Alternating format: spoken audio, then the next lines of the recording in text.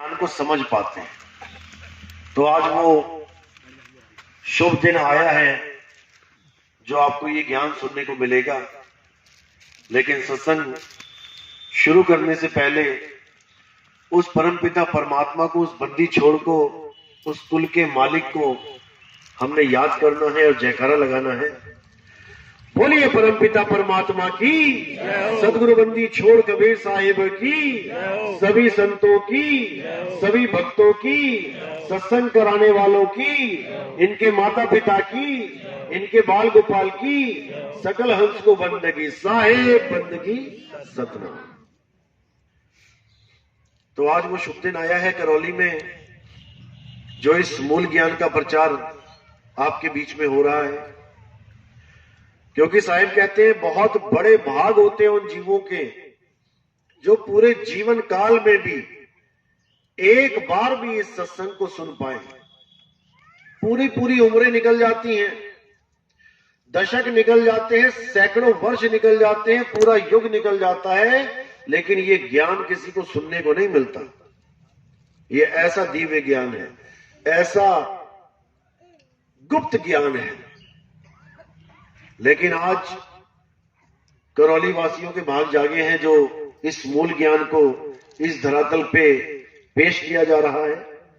साहिब कहते हैं लाखन में कोई समझ न पई है और कोटि मध्य जानेंगे, कहे कबीर सुनो भाई साधो, हमें बिरले हंस पहचानेंगे। कहते हैं लाखों करोड़ों में से कोई बिरले होते हैं जो मेरे इस ज्ञान को समझ पाते हैं, नहीं तो लोगों को समझ में ही नहीं आता कि बताया क्या जा रहा है। क्योंकि जो कुछ भी आज तक संतों ने बताया है, उन्हें अपनाने के लिए बोला है, उनके ऊपर जो कुछ भी लादा गया है, मूल ज्ञान में वो सब छोड़ने को बोला जाता है। तो उनको बड़ा अजीब लगता है कि ये कैसा ज्ञान है, यहां तो भगवान ही छुड़ा दिए, पूजा क्या करवाएंगे। क्योंकि लोगों ने पत्थर को भगवान मान लिया है, लोगों ने उस परम पिता परमात्मा को एक पत्थर समझ लिया है। अब जब संत महात्मा कहते हैं कि पाथर पूजे हरि मिले, तो मैं पूजू पहाड़, छोड़ो पत्थरों को, तब उन्हें लगता है हमसे हमारा भगवान ही दूर कर दिया। बस इसी को समझना है, किसी से किसी का भगवान दूर हो ही नहीं सकता, कोई कर ही नहीं सकता। दूध से घी को तुम दूर कर ही नहीं सकते। जब दूध से घी बनाओगे तो दूध दूध रहेगा ही नहीं, फिर घी ही घी होगा, अलग नहीं हो सकते। लेकिन समझ में नहीं आ रहा। अब सबसे बड़ा जो भेद है वो ये है कि हमें परमात्मा का तब तक पता नहीं लग सकता जब तक हमारे जीवन में कोई गुरु ना आ जाए। आज हम जिन देवी देवताओं की पूजा करते हैं, हम राम जी की पूजा करते हैं, हम कृष्ण जी की पूजा करते हैं, और हम ये सोचते हैं हम तो सीधे भगवान जी को पूज रहे हैं, हमें गुरु की क्या जरूरत है। अरे भाई, जिनकी आप पूजा कर रहे हो उन्होंने स्वयं गुरु धारण कर रखे हैं। राम जी ने वशिष्ठ जी को गुरु धारण किया, उनसे ज्ञान प्राप्त किया। कृष्ण जी ने संदीपन जी से ज्ञान प्राप्त किया।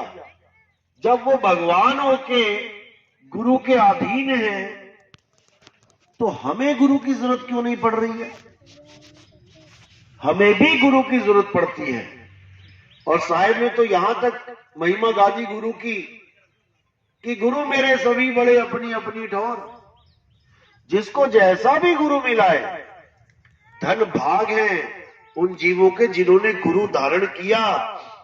चाहे शुरुआत अपनी गली के किसी नुक्कड़ वाले गुरु से क्यों ना की हो, जिसको कोई नहीं जानता, और भले धीरे धीरे करके आज उन गुरु की शरण में चले गए जिनको सारी दुनिया जानती है। धन भाग है, वो पहला गुरु भी धन्य है और वो आखिरी गुरु भी धन्य है जो तुम्हें ज्ञान समझा रहा है। कुछ है उसके पास तभी तो वो दे रहा है। जो चीज तुम्हारे पास नहीं है वही तो तुम्हें दे रहा है, तभी तो तुम गुरु धारण कर रहे हो। यानी अपने हिस्से का ज्ञान वो तुम्हें बांट रहा है। उन गुरुओं को भी तुम नतमस्तक हो जाओ। लेकिन उनमें भेद भी बता दिया कि ऐसा नहीं कि आज तुमने कोई गुरु धारण कर लिया, पहला गुरु जीवन में जिसने तुम्हें मूर्ति पूजा या कोई मंत्र साधना दे दी, राम राम जपने को दे दिया, या किसी ने कान में फूंक मार दी, अब तुम कहो कि भाई मेरा तो यही पहला और यही आखिरी गुरु है। तो इसके लिए भी मना किया कबीर साहब ने। वो कहते हैं गुरु मेरे सभी बड़े, अपनी अपनी ठौर और शब्द विवेकी पारखी सो माथे का मोर। सारे गुरु मेरे लिए पूजनीय हैं क्योंकि कुछ ना कुछ हमें दे रहे हैं, लेकिन मैंने आगे से आगे बढ़ते जाना है, क्योंकि जो असली नाम है, असली गुरु का शब्द है, जब तक मुझे वो नहीं मिल गया तब तक मेरी ये यात्रा रुकनी नहीं चाहिए।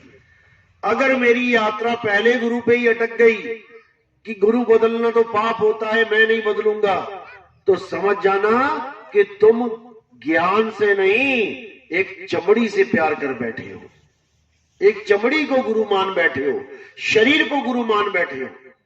शरीर गुरु नहीं होता, गुरु ज्ञान होता है।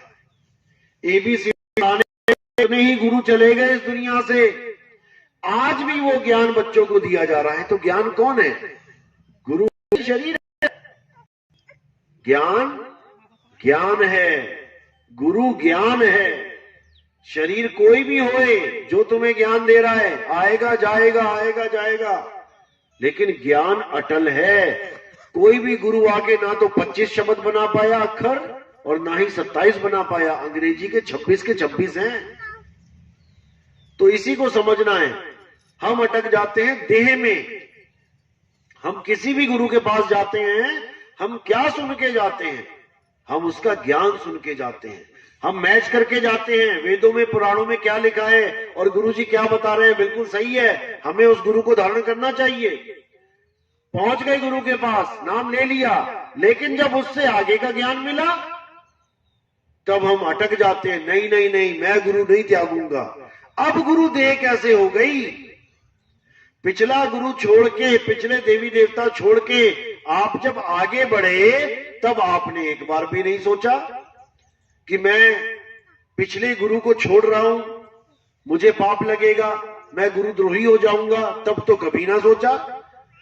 लेकिन अब अगर उस गुरु को छोड़ने की बारी आती है तो उन्हीं के जितने भी मेंबर हैं वो सब आपको गुरुद्रोही कह के भरमाना शुरू कर देते हैं। उनसे पूछो, गुरुद्रोही तो मैं तब नहीं था क्या जब पिछले गुरु को छोड़ के तुम्हारे पास आया? तब तो तुमने कहा ये पुण्यकर्मी जीव है। अब इस ज्ञान से आगे का ज्ञान जब मुझे मिल रहा है और मैं इस गुरु को छोड़ के आगे जा रहा हूं तो सब मुझे गुरुद्रोही कहने लग गए। ऐसा नहीं है। आप ज्ञान के पुजारी हैं। बचपन से लेके आज तक आप ज्ञान के ही पीछे चले हैं। ये गुरुओं के पीछे जो इतनी लंबी लंबी लाइनें दिखाई दे रही हैं, ये किसी शरीर के पीछे नहीं है, ये ज्ञान को सुन के वहां जुड़े हैं। और जो शरीर के पीछे जुड़ा है उसको भी पता ही नहीं है कि ज्ञान होता क्या। तो साहिब ने कहा, देही को सतगुरु कहे, यह है धूधर ज्ञान, 4 दाग आवे नहीं, वाको सतगुरु जान। जो 4 दाग से न्यारा है उसको सतगुरु जानो। 4 दाग क्या है? वो 4 दाग नहीं है कि अग्नि में जलाना, मिट्टी में गाड़ना, पानी में बहाना, हवा में लाना, ये 4 दाग नहीं है। 4 दाग हैं गर्भ में आना, पहला दाग। भोजन करना, बच्चा पैदा होता है भोजन करता है, ये दूसरा दाग। कबीर साहब जब आए थे 12-15 दिन दूध नहीं पिया था, तब उनकी मां को, जो मुंह बोली मां थी, उनको चिंता हो गई कि कहीं ये बच्चा मर ना जाए। तो उनको तसल्ली देने के लिए एक कुंवारी गाय का दूध निकलवा के साहिब ने लीला करी पीने की। पिया नहीं था, उनको जरूरत नहीं है इसकी। तो दूसरा दाग है भोजन करना, क्योंकि भोजन किसका कर रहे हो? अरे जीवों का ही कर रहे हो। आलू प्याज दालें जीव है, इसमें जीव को ही खा रहा है, भक्षण कर रहा है, शरीर को खा रहा है, ये दूसरा दाग है। परमात्मा जब आता है वो ये दाग नहीं लगवाता, वो किसी जीव को नहीं भक्षण करता।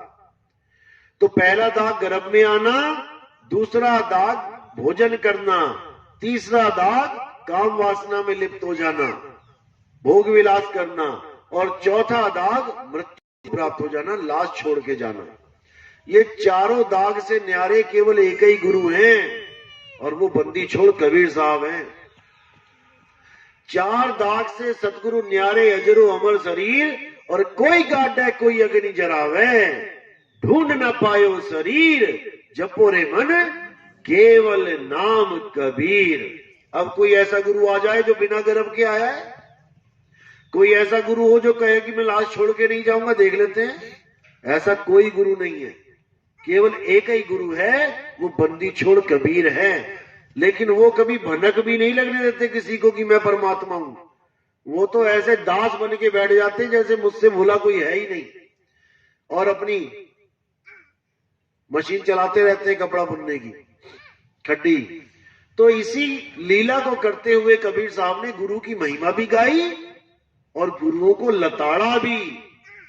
जिस गुरु से भरम ना मिटे, भ्रांति जीव की ना जाए, सो गुरु झूठा जान के त्यागत देर ना लगाए। गुरु को त्यागने की भी बात कर रहे हैं। आज सारे गुरु केवल महिमा महिमा गा रहे हैं। 1000 गुरु बैठा है तो 1000 गुरु क्या कह रहा है कि कबीर साहब कहते हैं गुरु बड़े गोविंद से मन में देख, को गोविंद से बड़ा बनाने में हर गुरु लगा है। लेकिन कबीर साहब ये भी कह रहे हैं, जिस गुरु से भरम ना मिटे, भ्रांति जीव की ना जाए, सो गुरु झूठा जान के त्यागत देर न लगाए। ये क्यों नहीं बोलता कोई? ये कोई नहीं बोलेगा, क्योंकि ऐसा बोलने से सवाल जवाब निकलते हैं। खड़े हो जाएंगे शिष्य सवाल जवाब करने के लिए, परीक्षा लेने के लिए। लेकिन कोई गुरु नहीं चाहता कि मेरी परीक्षा हो।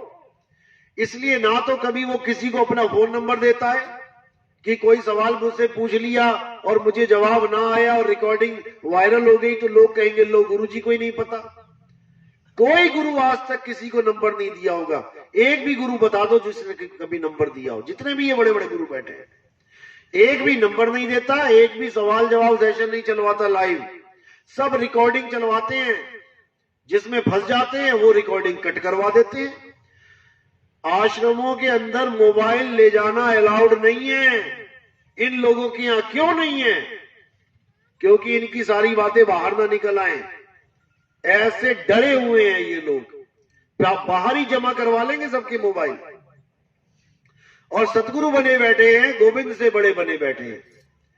तो साहिब ने बिल्कुल स्पष्ट किया है कि झूठे गुरु को झटक दे और शिष्य शाखा को फूक, और वाह में दोष जरा नहीं, शब्द कहा हम कूक। यहां से तुम्हारे भरम नहीं टूटते हैं, तुम्हारे सवालों के जवाब नहीं मिलते हैं। उस गुरु को बंदगी नहीं करनी है, उसको छोड़ के आगे निकल जाओ। और क्या बोला कि जो गुरु गलत काम कर रहे हैं, ये सोच के कि मैं तो गुरु पद पे आ गया, मेरा हिसाब किताब तो यमराजा लेगा नहीं, मैं तो लोगों का ठेकेदार बन गया मुक्ति दिलवाने का, अब मैं जो मर्जी करूं। ऐसा भी नहीं है।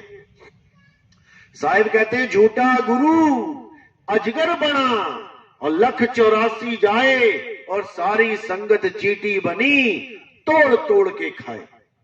ये भी बाणियां साहिब की हैं, लेकिन ये कोई नहीं सुनाता, कोई भी नहीं बताएगा आपको, क्योंकि उन्होंने केवल गुरु की महिमा गवानी है। क्योंकि गुरु की महिमा मतलब अपनी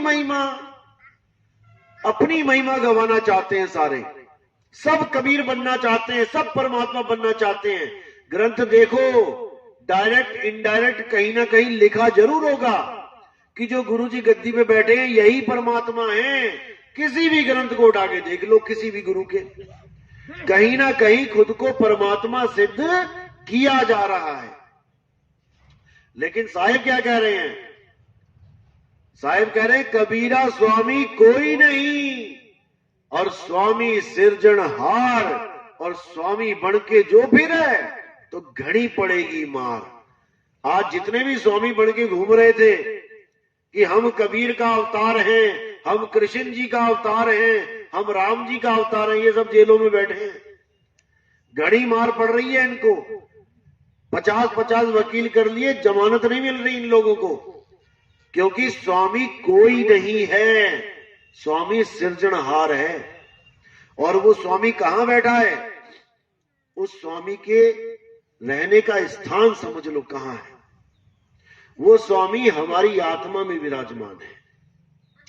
घी कहां रहता है? क्या घी पेड़ पे लगता है? क्या घी जमीन खोदोगे तो मिलेगा? क्या घी जंगलों में है? घी कहां पे है? दूध में घी छुपा है। जैसे दूध में घी छुपा है, ऐसे ही परमात्मा हमारी आत्मा में छुपा है। इसको ग्रंथ साहब में बोला गया कि आत्म माही राम और राम में ही आत्म, चीनस गुरमुख विचारे। कि परमात्मा हमारी आत्मा से जुड़ा नहीं है भाई। खुद को खोजो तो खुदा मिलेगा, खुद को पाओ तो परमात्मा मिलेगा, लेकिन हमें खुद का ही आभास नहीं हो रहा कि मैं हूं क्या, क्योंकि हम अपने आप को शरीर मान बैठे हैं। जब तक हम अपने आप को ये शरीर माने बैठे हैं, तब तक हमें केवल मिट्टी का आभास होगा। देखो, छू के देखो, हाथ क्या है? मिट्टी है। मिट्टी को एक चमड़ी का रूप दे दिया है। यही चमड़ी तुम दबा दो 10 दिन, मिट्टी में मिट्टी मिल जाएगी। जब लाश दबा देते हैं नमक डाल के, तो मिट्टी मिट्टी में मिल जाती है, केवल हड्डी का ढांचा मिलता है। 1 साल बाद लाश कहां गई? मिट्टी कहां गई? चमड़ी कहां गई? मिट्टी में मिल गई। अब हम अपने आप को मिट्टी मान बैठे कि मैं तो आदमी हूं, मैं तो औरत हूं। अब आदमी और औरत क्या है? केवल मिट्टी है, कपड़े हैं ये। किसके? जीवात्मा के। गीता में बताया गया ना, हे अर्जुन, तू और मैं शरीर नहीं है, तुम और मैं आत्मा है। शरीरों का तो जन्म होता है, शरीरों की मृत्यु हो जाती है, लेकिन ऐसा कोई समय नहीं था। अध्याय दूसरे की बात चल रही है ये। ऐसा कोई समय नहीं था जब मैं, तुम या ये राजा महाराजा नहीं थे, और ऐसा कोई समय नहीं आएगा जब तू, मैं और ये राजा महाराजा नहीं होंगे। तो कौन से स्वरूप की बात हो रही है यहां पे? आत्म स्वरूप की। क्योंकि देह स्वरूप तो आएगा और जाएगा। सतयुग में युधिष्ठिर नहीं था, सतयुग में शकुनी मामा नहीं था, सतयुग में द्रोणाचार्य नहीं था, त्रेता में कृष्ण जी नहीं थे, और द्वापर में हरिश्चंद्र जैसे नहीं थे, क्योंकि वो सतयुग में हुए। तो ये कौन से स्वरूप की बात चल रही है? जो सदा था, सदा है, सदा रहेगा। ये आत्म स्वरूप की बात है, जो हमारा निज स्वरूप है। लेकिन हम आत्मा को ना जानने के कारण हम अपने आप को आदमी और औरत मान बैठे हैं।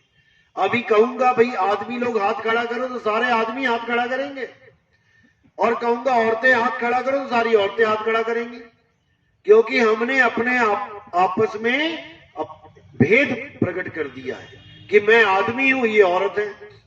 तात्विक रूप से देखो कि जो मेरे अंदर तत्व हैं वही औरत के अंदर भी है। 5 तत्वों से शरीर बनाए, आसमान यानी आकाश, वायु, अग्नि, जल, पृथ्वी मेरे अंदर विराजमान है। तो क्या औरत के अंदर नहीं है? आकाश आकाश एक सा, वायु वायु एक सी, जल जल एक सा, अग्नि अग्नि एक सी, धरती धरती एक सी। अलग कैसे कर दिया? अलग कैसे कर दिया? केवल जो डिजाइन बना दिया है, आदमी का अलग डिजाइन, औरतों का अलग डिजाइन।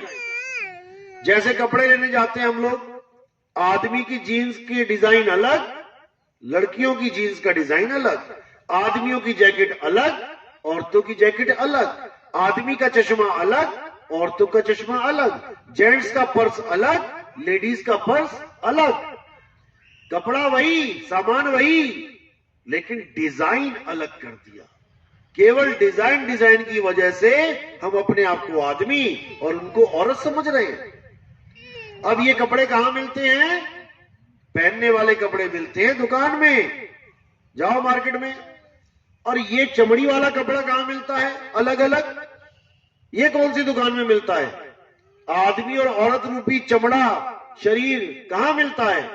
ये मां के गर्भ में मिलता है, जिसकी टेस्टिंग करवाने जाते हैं।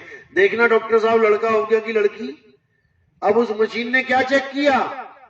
केवल कपड़े चेक किए कि लेडीज सूट पहन के आ रही है ये जीवात्मा, की जेंट्स का सूट पहन के आ रही है।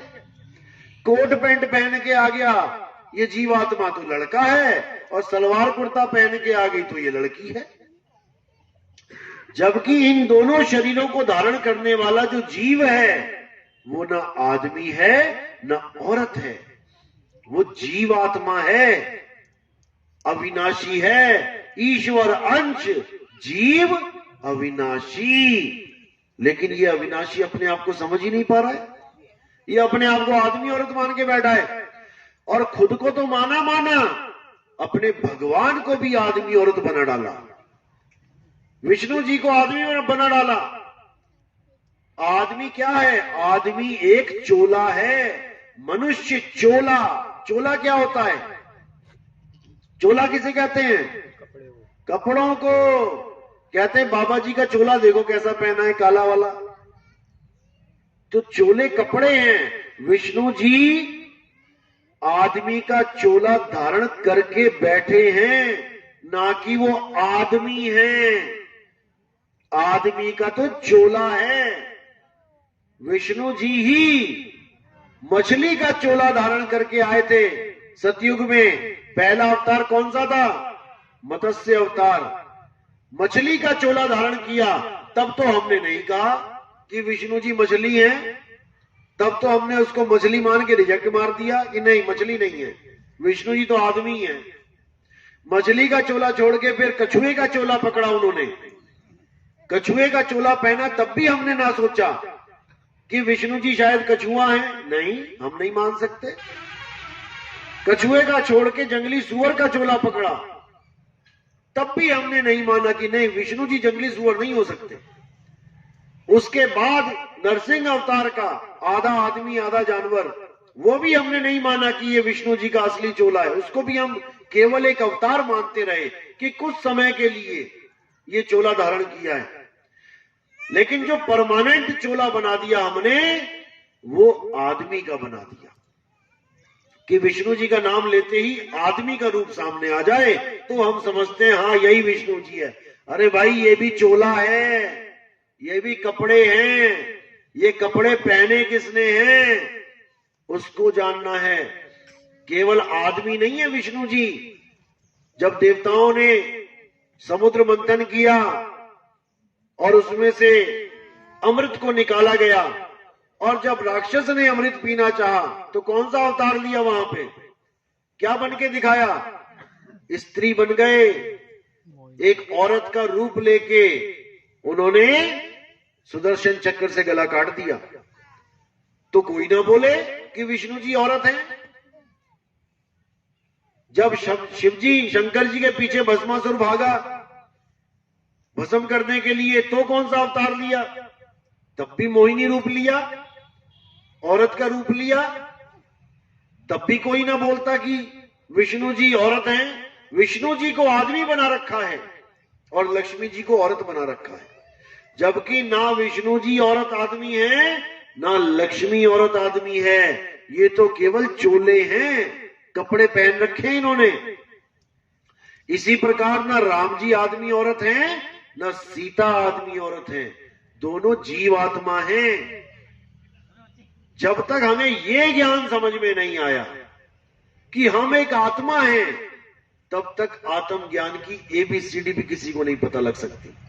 और कबीर साहब का इस दुनिया में आने का एक ही मकसद था। यहां वो मंत्र जपवाने नहीं आए थे कि तुम मंत्र जपना शुरू कर दो, ना वो यहां पर मूर्ति पूजा करवाने आए थे कि तुम ब्रह्मा विष्णु महेश की मूर्तियां हटा दो और कबीर साहब के कैलेंडर बना के पूजने लग जाओ।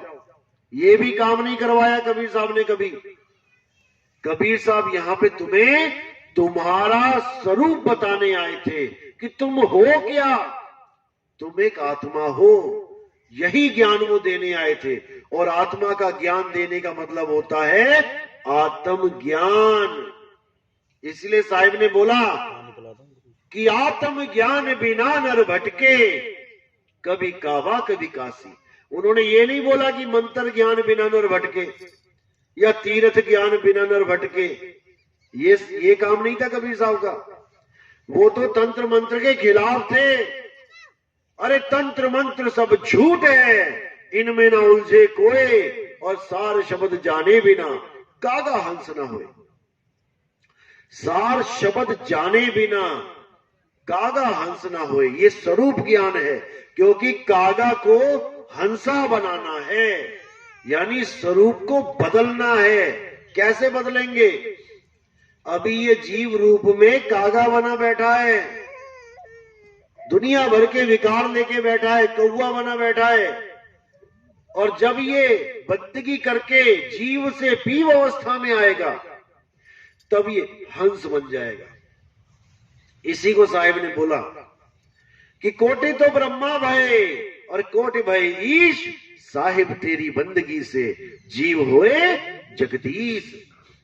तो जब ये जगदीश रूप में आ जाएगा, यानी अब अपने निज ज्ञान में, निज नाम में आ जाएगा, आत्म ज्ञान में आ जाएगा, अब ये विकारों से दूर हो जाएगा, तब जाके ये हंसा बनेगा। जब तक इसे सतनाम नहीं मिलेगा, ये हंसा बन ही नहीं सकता। सतनाम कोई मंत्र नहीं है कि आज सतनाम के नाम पे कोई ओम सोम जपवा रहा है, कोई कह रहा है सोम सोम जप लो सतनाम है, कोई सतनाम सतनाम ही जपवाई जा रहा है। सतनाम, ये सतनाम नहीं है। कबीर साहब क्या कहते हैं? अरे सतनाम कोई नाम नहीं, यह है आपन रूप, और जो जाने इस भेद को पावे आप स्वरूप। सतनाम तुम्हारा स्वरूप है, सतनाम तुम्हारा निज नाम है। अरे तीन गुणों की भक्ति में भूल पड़ा संसार, कहे कबीर निज नाम बिन कैसे लागे पार। मैं अपने नाम के बिना पार नहीं हो सकता। निज नाम मेरा नाम। तुम्हें खुद को जानना पड़ेगा पहले कि तुम क्या हो। तुम ये शरीर नहीं हो, शरीर तो छोड़ के जाना है एक दिन।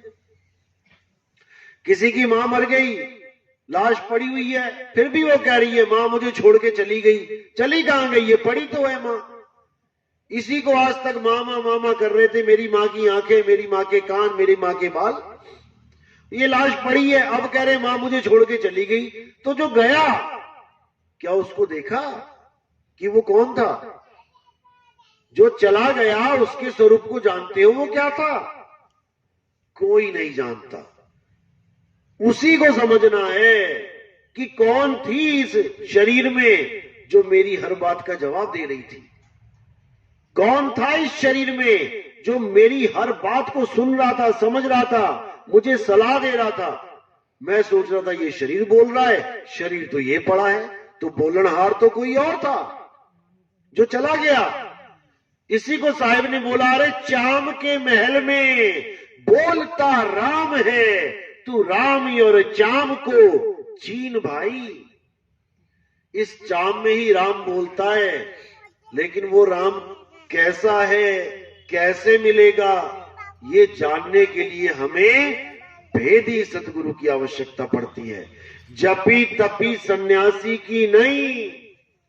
हम गलती से जपी तपी सन्यासियों को गुरु मान बैठे हैं, जबकि ये गुरु नहीं है।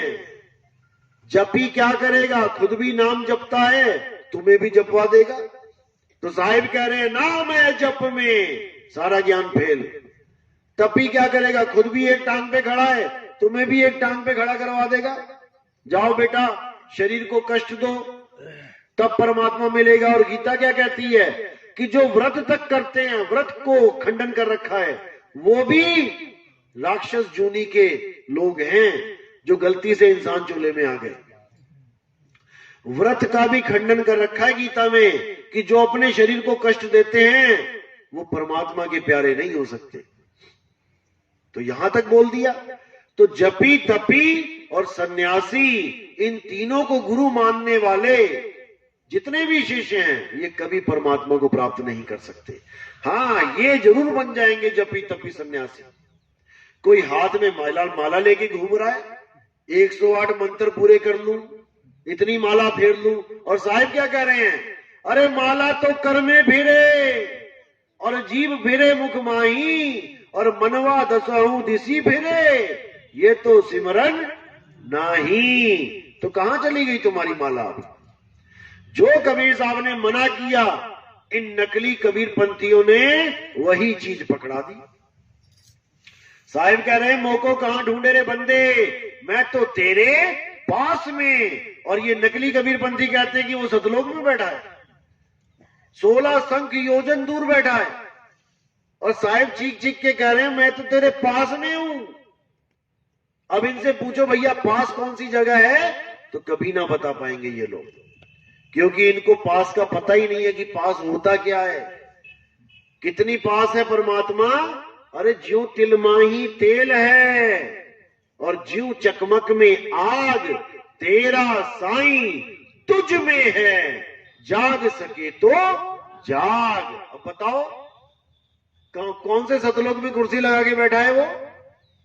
सतलोक का मतलब होता है हमारा निज स्वरूप, आत्म स्वरूप, जो सत्य है, जिसका कभी कोई नाश नहीं कर सकता। गीता में भी बताया गया, लेकिन इनको मोतियाबिंद हुआ पड़ा है, इनको दिखता ही नहीं है। वहां साफ बोला, हे अर्जुन, इस दुनिया में 2 प्रकार के तत्व हैं, एक है असत्य और एक है सत्य। असत तो सब शरीरों को जानो, जो आते हैं जाते हैं, बनते हैं बिगड़ते हैं, लेकिन जो सत्य है वो कभी आता जाता नहीं है, वो बनता बिगड़ता नहीं है। ये सत्य आत्मा है, बिल्कुल क्लियर लिखा है। और ये सत्य जो है अचल है, ये चलता नहीं है। अध्याय 2 24वां श्लोक, हे अर्जुन, आत्मा अचल है, जीव को आत्मा मत मान लेना गलती से। जीव आत्मा अलग है, वो चलता है, लेकिन आत्मदेव वो कभी नहीं चलता। लोगों को समझ में ही नहीं आ रहा, गीता पढ़ने वालों को, कि वहां पर जीव अलग है और आत्मा अलग है, दोनों को एक ही बना के बैठे हुए हैं, इसीलिए नहीं समझ पाते। तो साफ बोला है कि आत्मा अचल है, और ये जीव वहां तक कैसे जाए? विहंगम चाल से जाएगा। गरीबदास जी कहते हैं, और आप लोग सुनते भी होंगे, सतगुरु के लक्षण कहूं अचल विहंगम चाल, और हम अमरापुर ले गए ज्ञान सबद सरघाल।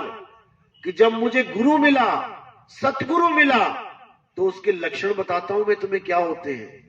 वो ये नहीं होता कि पहले गुदा चक्र से शुरुआत करी, फिर स्वाद चक्र में लेके आया, फिर नाभि तक लेके आया, फिर हृदय में लेके गया। ये लक्षण नहीं है कि ऐसा गुरु मिल गया, पहले नाभि में चलना है, नाभि से अकल कला में लेके जाएगा, त्रिकुटी से 4 उंगल ऊपर, फिर और आगे लेके जाएगा।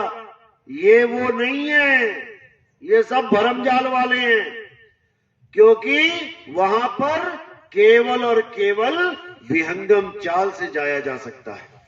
यानी निराधार भक्ति, संतों सार शब्द निराधारा। जो सार शब्द है, यानी जो परमात्मा है, वो निराधार है, वो किसी के आधार पे नहीं है। जैसे आपकी छत दीवारों के आधार पे है, दीवारें हटा दो छत गिर पड़ेगी। ऐसे नहीं है वो कि पौड़ी पौड़ी पौड़ी चढ़ के तुम आसमान पे, इस पे चढ़ जाओ छत पे। वहां तो विहंगम चाल से जाते हैं, पक्षी की तरह। पक्षी कभी किसी का सहारा लेके नहीं जाता, वो सीधा विहंगम चाल पकड़ता है। इसी को साहिब ने बोला है कि बहुत से गुरु मिलेंगे तुम्हें जगत में, कोई नाभि पे ध्यान लगवा के कहेगा कि यहां से तुम्हारी शुरुआत होगी, धीरे धीरे करके आगे बढ़ोगे। कोई गुदा चक्र से स्टार्ट कर देगा, मूल चक्र से, गणेश जी के स्थान से। कोई कहीं से स्टार्ट कर देगा, बिल्कुल नहीं। ये लक्षण सतगुरु का है ही नहीं, ये चाल सतगुरु की है ही नहीं। सतगुरु की चाल क्या है? शब्द विहंगम चाल हमारी, कहे कबीर सतगुर दैतारी। अरे खुले कपाट शब्द झनकारी, पिंड अंड के पार सो देश हमारा है, कर नैनो दीदार महल में प्यारा है। अगर विहंगम चाल वाला गुरु मिल गया तब तो समझो कल्याण हो गया, नहीं तो ये गुरु ऐसे मिलेंगे जो तुम्हें आधार वाली भक्ति करवा देंगे और तुम इसी काल जाल में रह जाओगे, बचने वाले नहीं हो। क्योंकि निराधार भक्ति केवल और केवल कबीर साहब की देन है, नहीं तो आज तक यही कुछ करते आ रहे थे सारे जोगी जपी तपी सन्यासी। तो इसीलिए कबीर साहब कह रहे हैं कि 3 गुणों की भक्ति में भूल पड़ा संसार, और कहे कबीर निज नाम बिन कैसे लागो पाप। निज नाम, तुम्हें अपने आप को जानना है पहले, किसी लोक में नहीं जाना। साहिब कह रहे ना कहीं आना ना कहीं जाना, आपे में आप समाना, तुम्हें खुद में समाना है। सतलोक, अलखलोक, अगमलोक, अनामी लोक, ये पर्यायवाची शब्द हैं। अकल कला, जैसे बोला जाता है अकल कला, अखंड शब्द, अनाम, ये सब पर्यायवाची शब्द हैं। एक महात्मा अकल कला को पता नहीं कौन सी कला बना दी, उसने कहता है एक कमल खिला हुआ उसको अकल कला कहते हैं। अरे शब्दार्थ देखो, अकल का शब्द अर्थ देखो क्या लिखा है। जब हम डिक्शनरी में अकल का मतलब खोजते हैं तो वहां पर आ जाता है अखंडित। अकल का मतलब होता है अखंडित, जो कभी खंड ही ना हो, और उसको कमल बना के पेश कर दिया एक महात्मा ने यूट्यूब पे। तो फिर तो 2 अखंडित हो गए, एक तो परमात्मा अखंडित, एक सार शब्द अखंडित, और एक अकल कला अखंडित। 2 छोड़ो 3 हो गए फिर तो। क्योंकि इन लोगों को समझ में ही नहीं आ रहा है कि करना क्या है। इसी दुविधा में ये जीव 84 में चले जाते हैं, लेकिन आने वाले सत्संगों में इसका पूरा खुलासा करेंगे। तो साहिब कह रहे हैं ये अलख, अगम, अनामी, ये सब पर्यायवाची हैं, सत्य के ही पर्यायवाची हैं। सतलोक यानी ऐसा लोक जो सत्य है, जिसका नाश नहीं होता। अलख, उस लोक को कोई लख नहीं सकता, इन आंखों से नहीं लखा जा सकता। अगम, उस लोक तक कोई पहुंच नहीं सकता, इन पैरों से नहीं पहुंच सकते। अनाम यानी उसका कोई नाम नहीं है, वो लिखा नहीं जा सकता। अलेख, वो 52 अक्षरों से परे है। निअक्षर, तो ये सारे पर्यायवाची नाम है। साहिब ने बोला बिन पांव का पंथ है और बिन बस्ती का देश। बिना पांव का पंथ है, यानी पैरों से चल के नहीं जा सकते, वहां पे विहंगम चाल से जाएंगे। बिन बस्ती का देश, ऐसा नहीं है कि वहां कोई बस्ती है कि हमारे वहां पे घर है, मकान है, हम जैसे यहां पे मकान बना के रहते हैं हम वहां पर भी रहेंगे। एक महाराज जी कहते हैं हमारे क्वार्टर है वहां पे खाली पड़े हुए हैं, तुम लोग यहां रहने आ गए। चलो वहां पर सोने की सड़कें हैं, हीरे जवाहरात पन्ने हैं, हर घर के आगे एक यान खड़ा है, वायुयान। यहां तो चलाना साइकिल ना आती हमें, और वहां वायुयान चलाएंगे जाके। ऐसा भरमा दिया हम लोगों को केवल बाणियां पढ़ पढ़ के। बाणियां कहती कुछ हैं और उसका अर्थ कुछ होता है। 2 प्रकार के अर्थ निकलते हैं, एक तो शब्दार्थ होता है जो शब्द का अर्थ, और एक भावार्थ होता है कि उस वाणी का भाव क्या है। शब्दार्थ में ही उलझ गए सारे, क्योंकि उस भाव तक पहुंच ही नहीं पा रहे हैं। बिना अनुभव के उस भाव तक कोई पहुंच ही नहीं सकता। इसीलिए कबीर साहब ने हर चीज का निबेड़ा कर रखा है, एक सुई जितनी भी कसर नहीं छोड़ी उन्होंने अपनी वाणियों में। परमात्मा के 16 पुत्र बताए, बिल्कुल सटीक बताए, लेकिन अज्ञानी जीव समझ ही नहीं पाया। उनको आदमी बना के बैठ गया कि काल भगवान ने कुरुम का सिर फोड़ दिया। बच्चे थे क्या? बच्चे हैं जो लड़ते हैं आपस में, सिर फोड़ दिया। और अविनाशी परमात्मा अविनाशी तत्वों का बनाए अपने बच्चों को। जो सिर ही फूट गया तो अविनाशी तत्व कहां से रहा वो? अभी तो मिट्टी भी नहीं बनी, अभी तो 5 तत्व का शरीर भी नहीं बना, पहले ही फोड़ा फाड़ी चालू हो गई। तो उस अविनाशी तत्व का हम क्या करेंगे जिसका सिर ही फट जाए? ये कौन सी कहानी सुना रहा हूं मैं, पता है ना? किस किस को पता, हाथ खड़े करो। हाँ, ये वो कहानी सुना रहा हूं मैं जिसको कुरुम बना दिया इन्होंने आदमी, जबकि कुरुम नाम होता है संस्कृत में कछुए का। विष्णु जी का दूसरा अवतार कुरुम अवतार है। कबीर साहब ने पहला पुत्र कुरुम क्यों बताया? क्योंकि कुरुम के पास एक गुण होता है, कछुए के पास एक गुण है। क्या गुण है कछुए के पास? कछुए के पास सिमटने का गुण है और फैलने का गुण है, यानी विस्तार भी कर सकता है और अपने आप को सिमटा भी सकता है। ये सूरत का गुण है हमारा, ये गुण है। सूरत कितनी भी विस्तार कर सकती है। मैं अकेला था, आज देखो कितना विस्तार हो गया।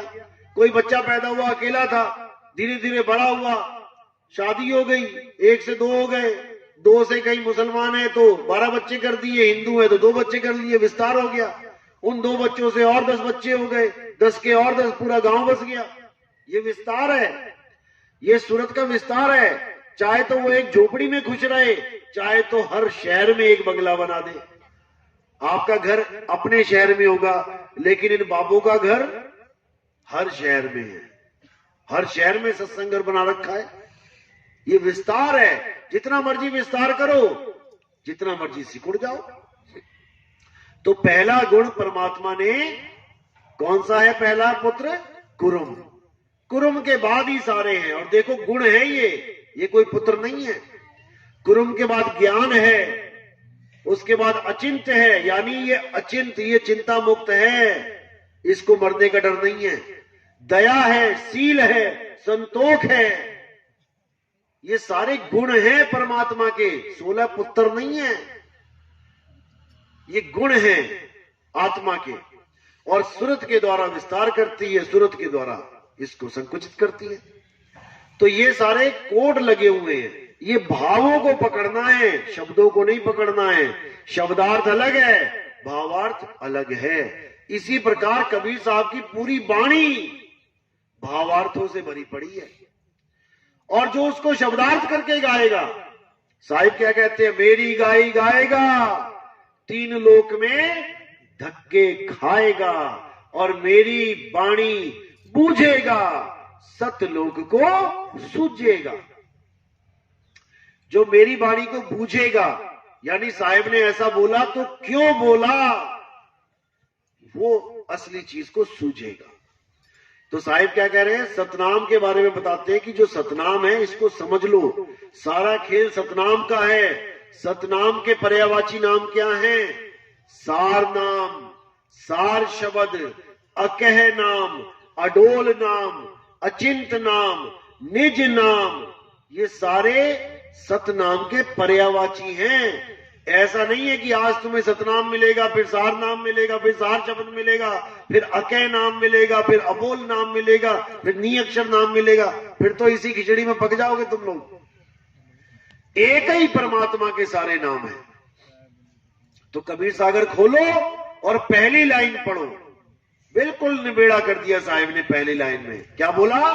सत्य नाम है सार, बूझो संत विवेक करी, उतरो भवजल पार, सतगुरु का उपदेश यही।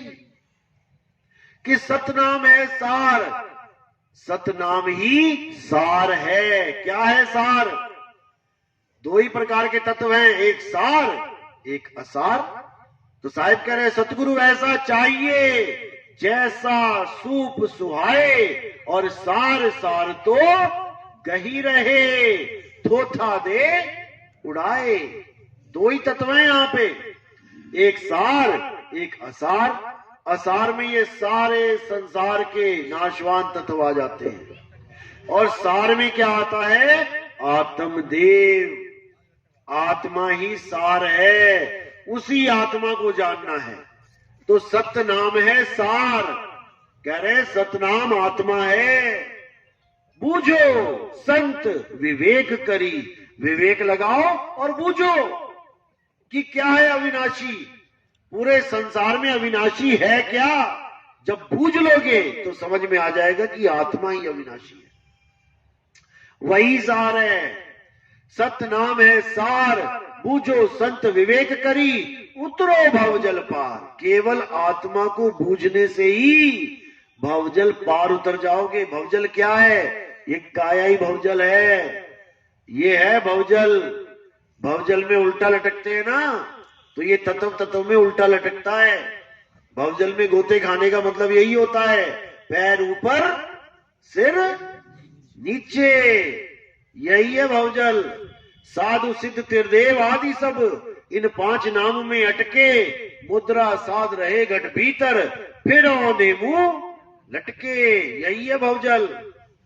लेकिन किसी को समझ में नहीं आ रहा।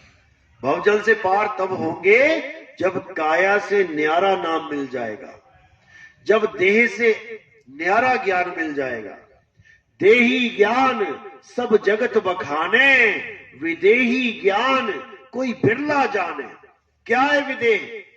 विदेह है आत्मा। देह का विलोम अर्थ है विदेह, जैसे देश का विलोम अर्थ है विदेश।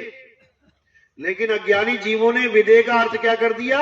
विशेष देह। बताओ विशेष कौन सी देह आ गई भाई? देह तो देह है, विदेह का मतलब होता है आत्मा। जैसे जनक विदेही, जनक जी की स्टोरी पढ़ो, उनको विदेही क्यों बोला गया? क्योंकि उन्होंने ये माना कि हम शरीर नहीं, हम आत्मा हैं, इसलिए उनको विदेही बोला गया।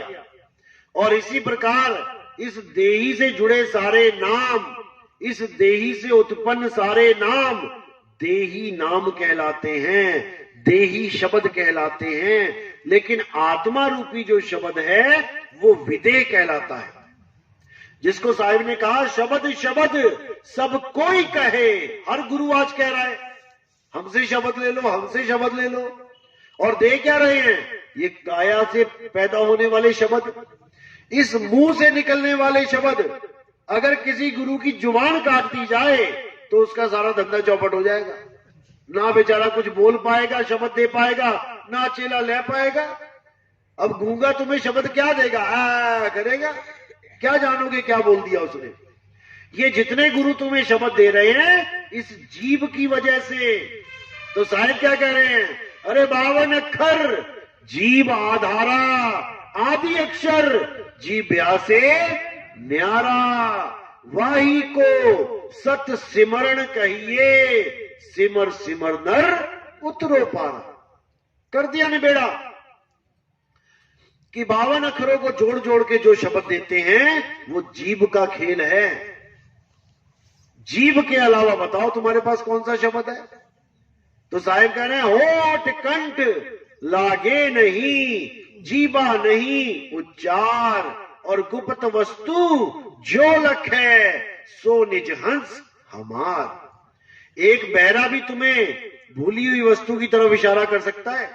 तुम्हारा पर्स गिर गया बस में, तुम ढूंढ रहे हो कहां है, सामने गूंगा बैठा है, वो इशारा कर देगा नीचे देख, उंगली का इशारा देखती तुम्हें ज्ञान हो जाएगा बिना बोले, क्योंकि वहां पे वस्तु का खेल है सारा। हमारी वस्तु खोई हुई है, कोई नाम मंत्र नहीं खो गए, भूल गए तुम कोई मंत्र। वस्तु कहीं ढूंढे कहीं, कैसे लागे हाथ, और गुप्त वस्तु तब मिले, भेदी लीजे साथ। भेदी लीना साथ में, दीनी वस्तु लखाए। अरे कोटि जन्म का पंथ था, पल में पहुंचा जाए। उस वस्तु का लखाव कराने वाला गुरु हमें मिल गया तो समझो पल में पता लग जाएगा कि परमात्मा है कहां, जो हमारे पास है। लेकिन वो है कहां? काया में नहीं है, नहीं प्राण में। लोग प्राणों में ढूंढ रहे हैं परमात्मा को कि श्वासों में परमात्मा छुपा हुआ है। अरे नहीं प्राण में, नहीं पिंड में, इस काया में भी नहीं है। इस काया में तो जीव है, जिसके कारण ये काया चल रही है, परमात्मा की वजह से नहीं, जीव की वजह से। कह रहे नहीं प्राण में, नहीं पिंड में, और ना ब्रह्मांड आकाश में। कई लोग आकाश में दिखा देते हैं परमात्मा को, दो हाथ खोल खोल के, एक हाथ ऊपर किया, एक नीचे किया, बीच में गैप दिखा दिया, वैक्यूम, उसी को कह दिया यही परमात्मा है। और लाखों करोड़ों लोग मान के भी बैठ गए कि यही परमात्मा है। हैरानी होती है। तो साहिब कह रहे हैं नहीं प्राण में, नहीं पिंड में, ना ब्रह्मांड आकाश में, और खोजी होए तुरंत मिल जाऊं एक पल की तलाश में। कहे कबीर सुनो भाई साधो, मैं तो हूं विश्वास में। यानी गुरु के द्वारा जब तुमने पूरा ज्ञान समझ लिया, वाणियों से मैच करा लिया कि हमारा रास्ता सही है कि नहीं, उसके बाद तुमने कुछ विचार नहीं करना है।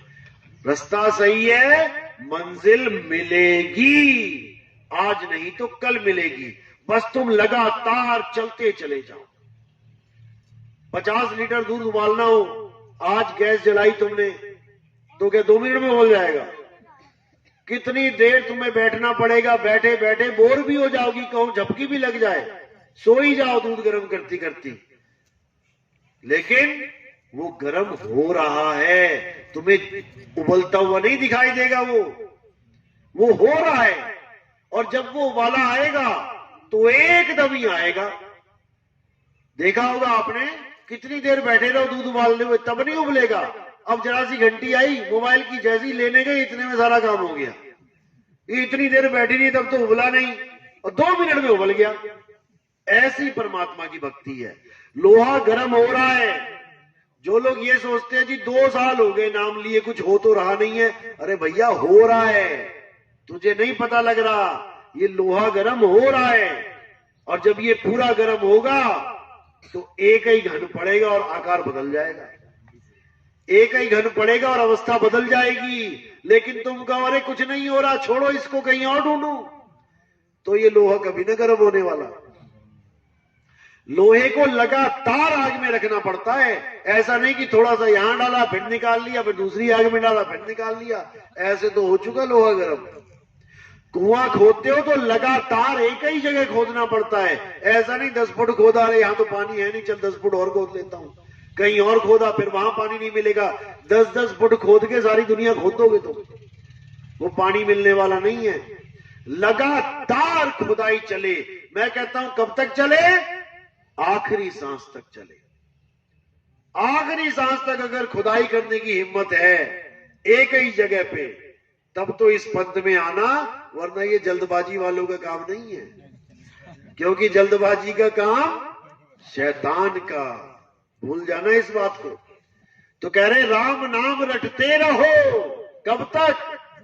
जब तक घट में प्राण है। हिम्मत है, हिम्मत आखिरी दम तक परमात्मा पे विश्वास करने का अगर है, तब तो आना भैया, वरना बदनामी मत कराना कि हम भी नितिन दास के पास गए थे, 2 साल बाद हम भी गुरु ढूंढते फिर रहे हैं, हमें तो कुछ हुआ ही नहीं।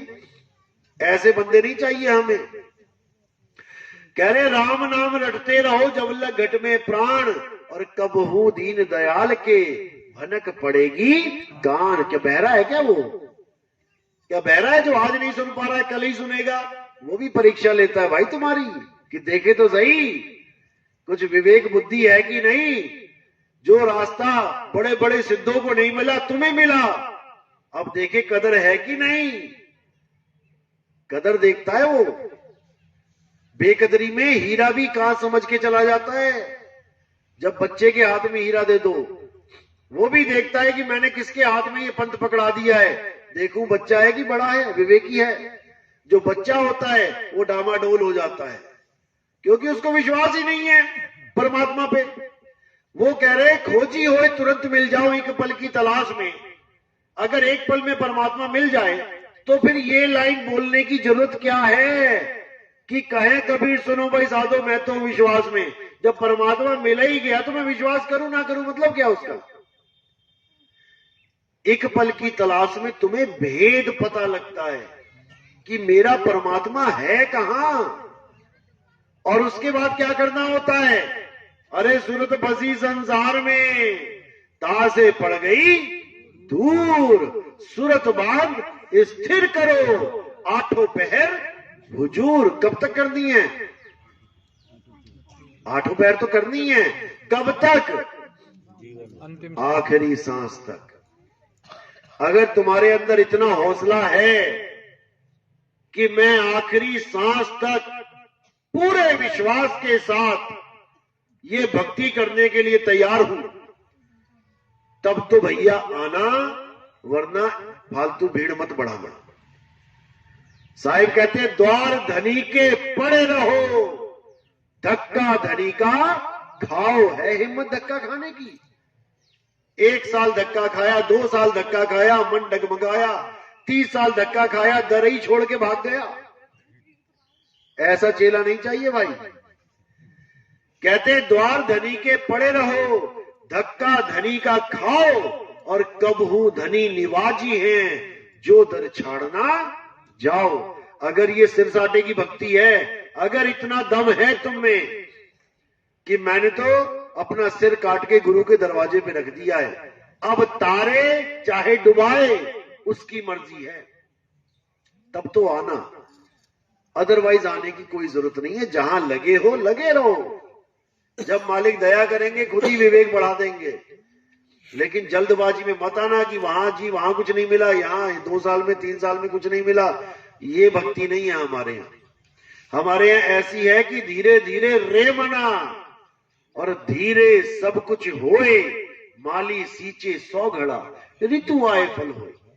तुम्हारा बच्चा तुम्हारे साथ रहता है, 20 साल तक तुम्हारे साथ रहता है, 50 साल तक तुम्हारे साथ रहता है। क्या तुम उसको रोज घटता बढ़ता देख सकते हो?